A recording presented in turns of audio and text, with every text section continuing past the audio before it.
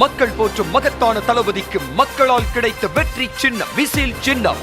இது நம்ம சின்னம். இவன் YBM பாலாஜி, கொளத்தூர் தொகுதி, தமிழக வெற்றி கழகம். மக்கள் மன்றங்களில் நம் தீய சக்திக்கும் ஊழல் சக்திக்கும் மிகுந்த போட்டியாக சரவெடியாக வெடித்து தள்ளும் அண்ணன் மாநில ஒருங்கிணைப்பாளர் ஊடகம் மற்றும் செய்தி தொடர்பாளரினுடைய பொறுப்பாளர் அண்ணன் ரமேஷ் அவர்களை சிறப்புரையாற்ற அன்புடன் வரவேற்கிறோம்.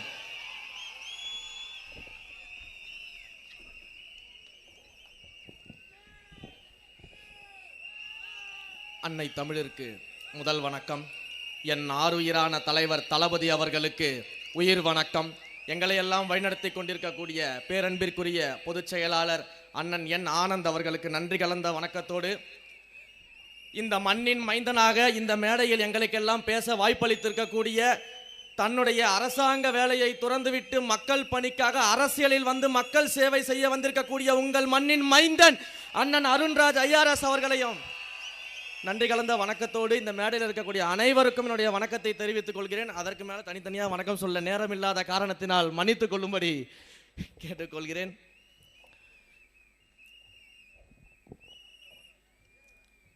ஒரு மாபெரும் 5 கொள்கை தலைவர்களாக ஏற்று அவர்களின் வழியில் இன்றைக்கு தமிழகத்தில் கொள்கை பிடிப்புள்ள ஒரே கட்சியாக வலம் வரக்கூடியது நம்முடைய தமிழக வெற்றி கழகம் மட்டும்தான்.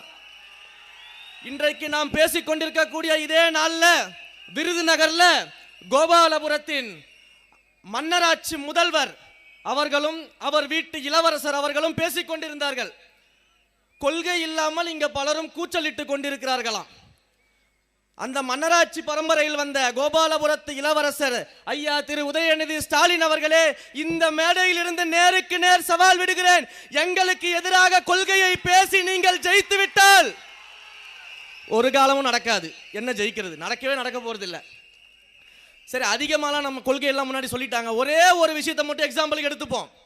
உங்க கொள்கை எப்படி இருக்குன்னு, ஐயா பெரியார் அவர்களை நாங்கள் கொள்கை வழிகாட்டி என்று போகிற இடமெல்லாம் தூக்கி நிறுத்துகிறோம். தந்தை பெரியார் அவர்களை எங்கள் உயிர் மூச்சாக ஏற்று நாங்கள் செயல்பட்டு கொண்டிருக்கிறோம். தந்தை பெரியார் வழியில் வந்திருக்கிறோம் என்று இத்தனை ஆண்டு காலம் மக்களை ஏமாற்றி கொண்டிருக்கக்கூடிய இந்த திராவிட மாடல் திமுகவிற்கு திராணி இருந்தால் பெரியார் வழியில் நீங்கள் ஆட்சி நடத்துகிறீர்கள் என்பதை எங்களுக்கு எதிராக பேசி நிரூபிக்க முடியுமா? நான் தயார். திமுக யார் தயாரா இருக்கிறீங்க? பெரியார் அவர்களை பேசும்போது இதே சேலம் மண்ணில் பிறந்த பெரியாரின் வாழ்க்கை இணையரான நாகம்மையை நாம் மறந்துவிட முடியாது. நாகம்மை அவர்கள் என்ன சாதிச்சாங்க? ஐயா காந்தியடிகள் அவர்களுடைய வழியில ஒத்துழையாமை இயக்கத்தை முன்னெடுக்கும் பொழுது, கள்ளுக்கடை மறியலை ஏற்கும் பொழுது ஐயா பெரியார் அவர்கள் கைது செய்யப்படுறாரு. ஐயா பெரியார் அவர்கள் கைது செய்யப்படும் பொழுது நாகம்மையும் பெரியாரின் சகோதரியான கண்ணம்மாளும் இதே ஈரோட்டு பகுதியில் அந்த போராட்டத்தை முன்னெடுத்து 144 தடை உத்தரவு இருந்த போதும் மக்களை திரட்டி போராடி அந்த தடை உத்தரவையே திரும்ப பெற வைத்த பெண்மணிகளாக இருந்தாங்க.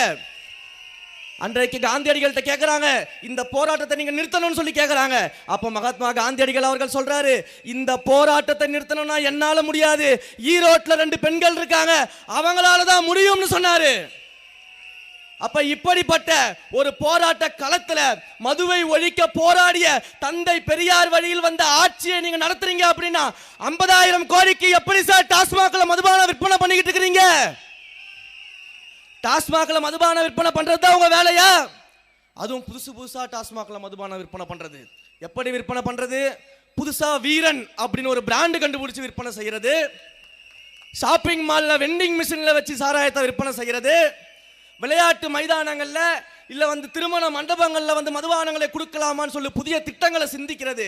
இப்படி டாஸ்மாகை விட்டு பிழைப்பதற்கு ஆட்சிக்கு வந்த நீங்கள் தந்தை பெரியாரின் வழியில் கொள்கை பிடிப்புள்ளவர் என்று சொல்வதற்கு கொஞ்சமும் அருகதையற்றவர்கள். நீங்க எங்களை பார்த்து மேடை போட்டு கொள்கை இல்லாமல் கூச்சலிட்டு கொண்டிருக்கிறோம் என்று சொல்கிறீர்களே, இந்த கூச்சல் அல்ல, இந்த விசில் சத்தம் 2026 தேர்தல்ல திமுகவுக்கு ஊதப்படக்கூடிய மாடர்ன் சங்கு.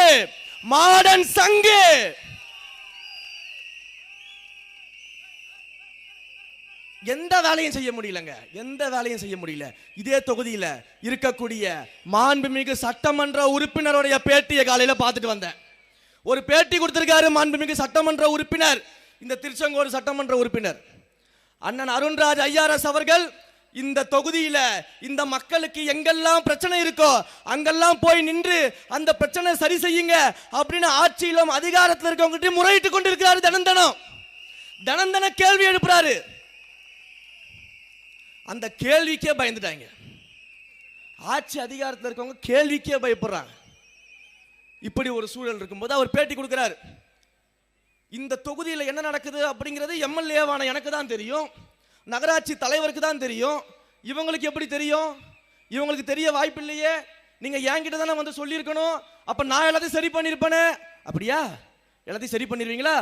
சரிங்க, உங்ககிட்ட இத்தனை ஆண்டு காலமாக இந்த மக்கள் போராடின சில விஷயங்களை ஆதாரத்தோட காட்டுறேன். எப்ப சரி பண்ணீங்கன்னு மட்டும் சொல்லுங்க.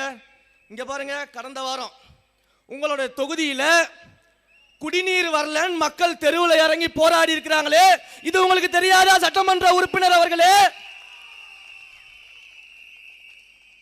அடுத்தது, இந்த நகராட்சி தலைவர் ஒருத்தங்க இருக்காங்களே, அவங்க ஒரு பேட்டி.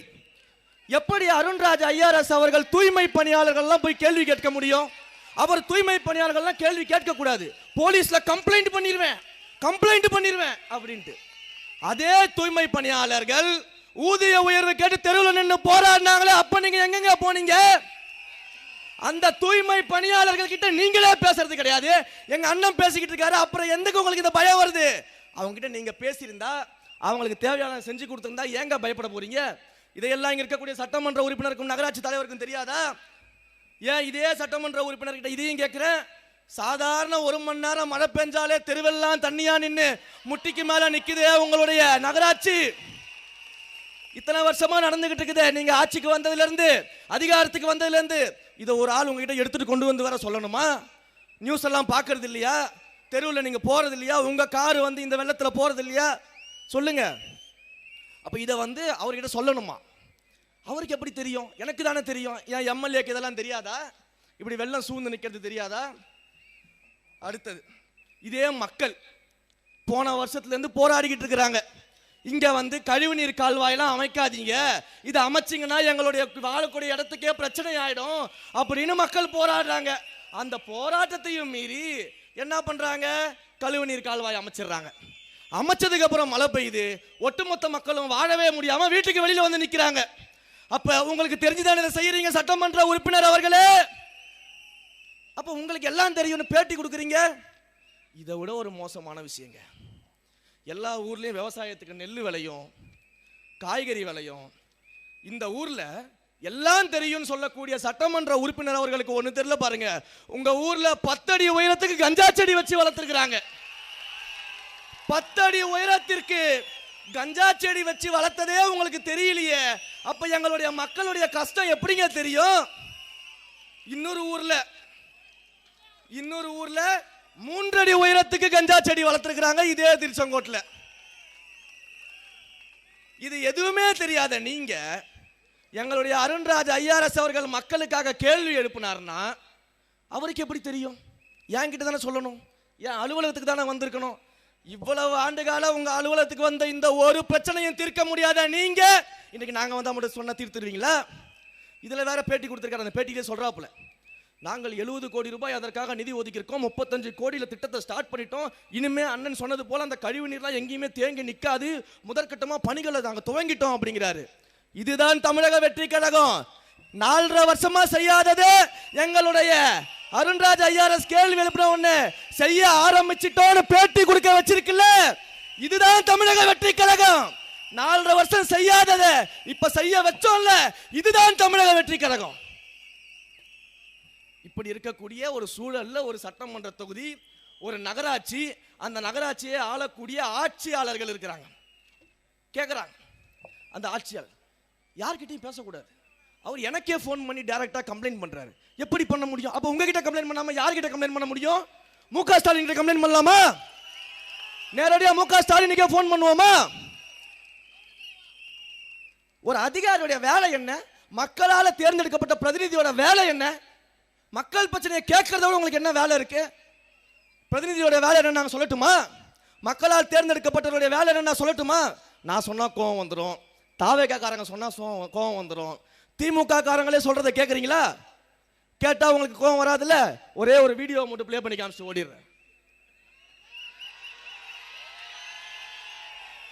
திமுகவினுடைய முக்கியமான பேச்சாளர்களில் ஒருவனான அண்ணன் தமிழன் பிரசன்னா முதலமைச்சர்னா யாருன்னு அரிய வகை விளக்கத்தெல்லாம் கொடுத்திருக்கிறாரு. அந்த வீடியோவை கேட்டுட்டாச்சு. இனிமேல் எங்களை ஏன் கேள்வி கேட்கறீங்கன்னு கேட்காதீங்க. முதலமைச்சருக்கு சூப்பரான விளக்கம் கொடுத்திருக்காரு, கேளுங்க.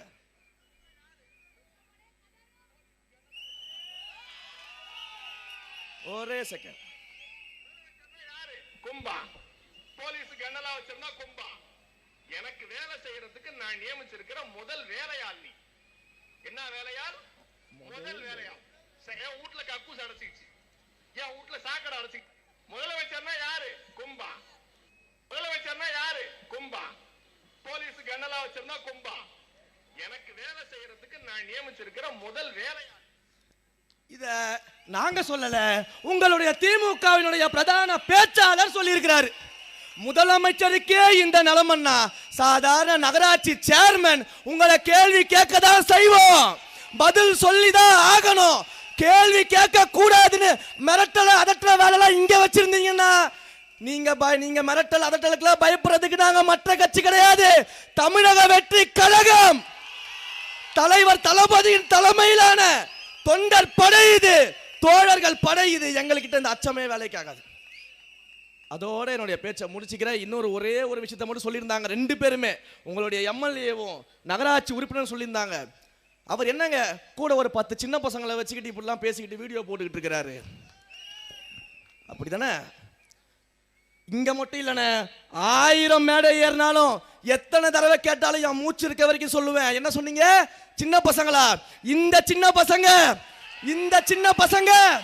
2026 தேர்தலில் உங்கள் ஆட்சி அதிகாரத்திற்கு முடிவுரை எழுதி எங்கள் தலைவரின் நல்லாட்சிக்கு துவக்க உரை எழுதுவோம். எத்தனை அதட்டல்கள், உருட்டல்கள், மிரட்டல்கள் வந்தாலும் அஞ்ச மாட்டோம். தேர்தல் களத்தில் உங்கள் கதை முடிக்காமல் ஓயவே மாட்டோம். 2026 தேர்தலில் இந்த தொகுதியில் தலைவர் வேட்பாளராக யாரை நிறுத்துகிறாரோ, யாரென்று தெரிந்தாலும் தலைவர் அறிவிக்கும் போது யாரை நிறுத்துகிறாரோ அவரை மாபெரும் வாக்கு வித்தியாசத்தில் வெற்றி பெற செய்து சட்டமன்றத்திற்கு அனுப்ப வேண்டியது உங்களுடைய பொறுப்பு. உங்களுக்கு தேவையான அனைத்தையும் வீடு தேடி கொண்டு வந்து சேர்ப்பது எங்களுடைய பொறுப்பு என்று கூறி விடைபெறுகிறேன். நன்றி, வணக்கம்.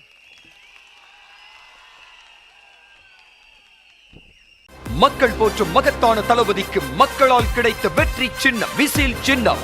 இது நம்ம சின்னம். இவன் YBM பாலாஜி, கொளத்தூர் தொகுதி தமிழக வெற்றி கழகம்.